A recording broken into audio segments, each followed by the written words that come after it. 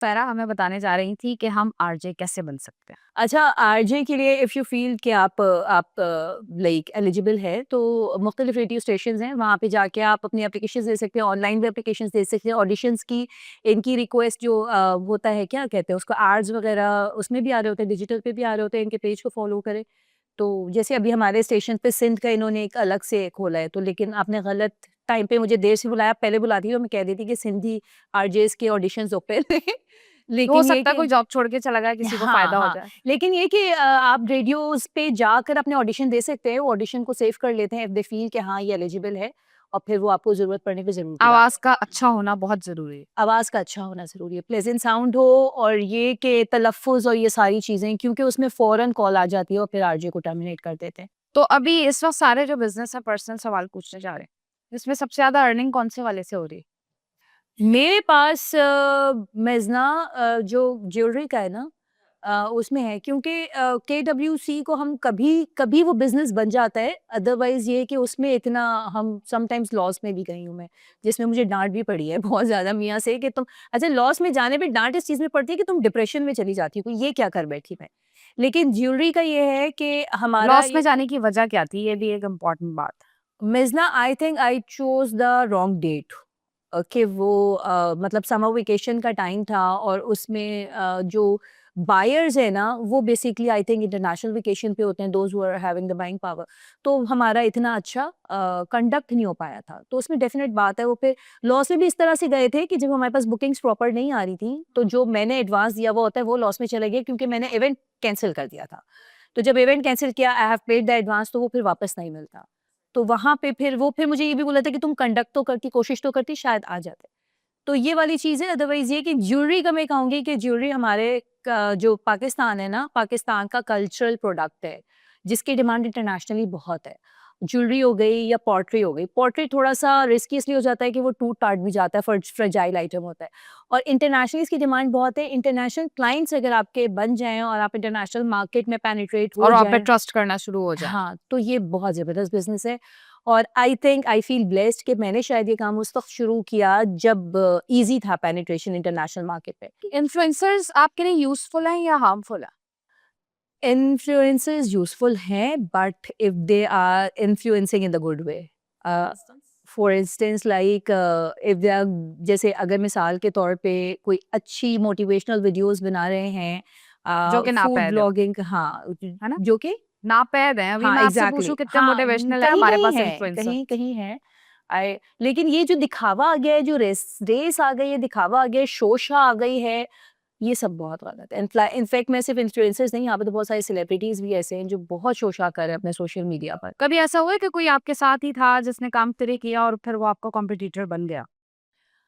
Competitor means ना, मैंने तो कभी किसी को नहीं लिया, लेकिन लोग मैं समझती हूँ कोई भी अगर मेरे जैसा काम कर रहा है तो definitely they are working hard. हर कोई अपनी जगह पर अपनी मेहनत कर रहा होता है। कंपटीशन सिर्फ उस वक्त होता है जब आप ये सोचते थे यार वो ये कर रहा है, मैं ये कर रहा हूँ, तो मैंने तो पर्सनली कभी भी ऐसा नहीं सोचा। मतलब I always pray for everyone कि जो भी जितना भी जहाँ पे भी काम करे, उनके काम में कामयाबी मिले उनको। क्योंकि अगर ये वाला काम है तो इसमें तो कोई भी कर रहा है, सब सपोर्ट के लिए कर रहे हैं ना, किसी को हेल्प देने के लिए, किसी का हाथ पकड़ने के लिए। तो आई थिंक गुड, कोई भी करे, मैं करूँ या कोई और करे। रेडियो प्रेज़ेंटर भी हैं आप ज्वेलरी का काम भी करती हैं, ओवरसीज़ भी आपका ये सब हम्म, कुछ सारी चीज़ें जाती हैं। उसके अलावा आप एक न्यूट्रिशनिस्ट भी हैं। हम्म। तो उस हवाले से आप लोगों को क्या गाइड करती हैं? कैसे गाइड करती हैं? वो आपसे कैसे कॉन्टैक्ट कर सकते हैं? अच्छा, मेज़ना न्यूट्रिशन से रिलेटेड मेरा मास्टर्स है होम इकोनॉमिक्स कॉलेज से, उसके बाद फर्दर सर्टिफिकेशन है। लेकिन होम इकोनॉमिक्स कॉलेज में जब मैंने एंट्री ली थी ना, तो वो मैंने अपने शौक की बेस पे ली थी। I wanted to be a like fine arts designer और इस तरह का ना, कि मैं वो मेरा शौक था, जिससे मुझे होम इकोनॉमिक्स कॉलेज की बाहर से ना एक वॉल नज़र आती थी। आप जब रोड से गुज़रे, मैं आज से 15-18 साल पहले की बात बता रही हूँ, तो वो वॉल मुझे बड़ा अट्रैक्ट करती थी। अब जब मैं उस कॉलेज में गई हूँ, जब स्पेशलाइज़ेशन चूज़ करने का टाइम आया, तो मेरे अब्बू ने सख्ती कर दी कि वो डॉक्टर बनाना चाहते थे, वो कोई शौक ही नहीं था, कि यहाँ पे न्यूट्रिशन करो, न्यूट्रिशन में मास्टर्स करो और कॉलेज में टीचर बनना। ओके, मतलब वो एक लेक्चरशिप क्योंकि होती नहीं है, टीचिंग सबसे रिस्पेक्टेबल टीचिंग सबसे रिस्पेक्टेड है, प्रोफ़ेशन वो था। गवर्नमेंट जॉब होती है ना, सेफ है, सिक्योर। तो मैंने पहले तो वो, अच्छा उस वक़्त तो कुछ इतना आपका एम ना कुछ इस वक़्त फ्यूचर ओपन था। तो मैंने ख़ैर उनके कहने पे, और आई एम ऑलवेज़ थैंकफुल कि वालिदैन जो कहते हैं वो हमेशा सही होता है। तो मैंने न्यूट्रिशन किया, मतलब उसमें ही स्पेशलाइज़ेशन की सारी चीज़ें की। उसके बाद फिर मैं भूल गई दैट आई एम न्यूट्रिशनिस्ट ना, मतलब कोई शॉप पे शादी वादी हो गई सारी चीज़ें। फिर फर्दर सर्टिफिकेशन ले ली क्योंकि बाहर जाने का जब था कि हम शायद मूव हो जाएँ, तो बाहर के लिए क्या-क्या चीज़ें ज़रूरी होती हैं, तो स्टार्स मार्क करने हैं, तो कनाडा के लिए दिस एंड दैट। तो उसमें फिर ज़ियाउद्दीन से फर्दर सर्टिफिकेशन भी ले ली। अब जब बात आई once I was called on Samaa TV, तो वहाँ के जब उसने चीज़ें पूछी, कभी डिस्कशन में उसको पता चला होगा कि मैंने पढ़ा हुआ है और ताज मेडिकल सेंटर में पीज में स्पेशलाइज़ेशन थी, तो क्लिनिक भी किया था। तो जब उसने पूछा तो उसने कहा कि आप इस टॉपिक पे क्यों नहीं बात करती एज़ अ पैनल ना, हम आपको इस पे बुलाते हैं। तो मैंने कहा हाँ, सही है।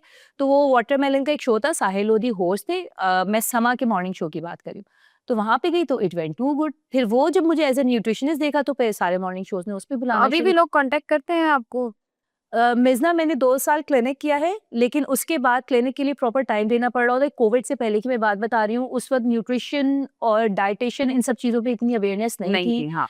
अब ज़्यादा हो गई है। उसके बाद मैंने अभी जो मैं कर रही हूँ, वो जिम्स को डाइट प्लान्स प्लान करके दे रही हूँ। तो वो जो फिटनेस के डाइट प्लान्स हैं, वो मेरे सारे जिम पे जा रहे होते हैं और consultation and proper you charge for that? हाँ, डेफ़िनेट बात है। वो उनके साथ पूरा एक पैकेज बना हुआ है।